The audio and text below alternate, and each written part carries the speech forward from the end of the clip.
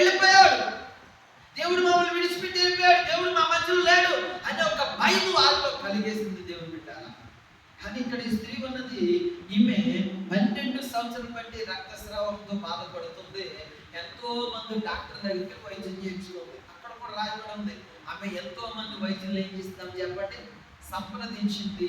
తన ధనవంతురాలు, తన ఆస్తిపరురాలు, పేరు ప్రఖ్యాతలు గాంచినటువంటి స్త్రీ కనుక ముందు దేవుని మీద ఆధారపడలేదు, ధనం మీద ఆధారపడింది.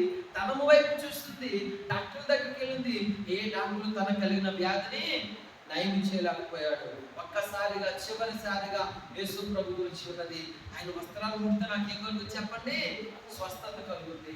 ఆయన వస్త్రాలు కుడితే నేను బాగుపడతాననే ఆశ ఆమెలో కలిగింది. ముందు యేసు ప్రభు గురించి విన్నది. 12 సంవత్సరాల వ్యాధితో ఉన్న స్త్రీ ఒక్కసారి ఏం చేసి చెప్పడం, నడవటము మొదలు పెట్టింది, నడుచుకుంటూ వెళ్తే మొదలు పెట్టింది.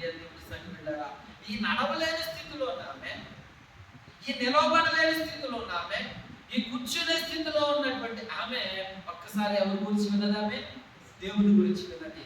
విన్న వెంటనే ఆమెలో ఆసక్తి కలిగింది, ఆమెలో ఓపిక తెచ్చుకుంది, ఆమెలో బలము తెచ్చుకుంది, ఆమె విశ్వాసం తెచ్చుకుంది. దేవుని దగ్గరికి వెళ్ళటం మొదలుపెట్టింది.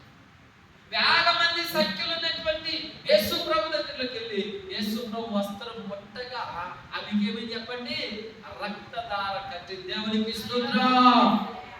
ఏ కట్టిందమ్మా? రక్తధార కట్టింది. రక్తధార కట్టినటువంటి ఆమె నేను బాగు పడుకొని వెంటనే తెలుసుకున్నాను. ఎప్పుడైతే వస్త్రాన్ని ముట్టుకుందో, వస్త్రాన్ని ఎప్పుడైతే అలా ముట్టుకుందో, ఆ ముట్టుకున్న వెంటనే ఆమె రక్తధార కట్టిన వెంటనే తన గ్రహింపులకు వచ్చేస్తే బాగుపడిపోయింది. అంటే ఆమె విశ్వాసం ఆమె ఏం చేసింది, బాగు చేసింది. ఆమె నమ్మకం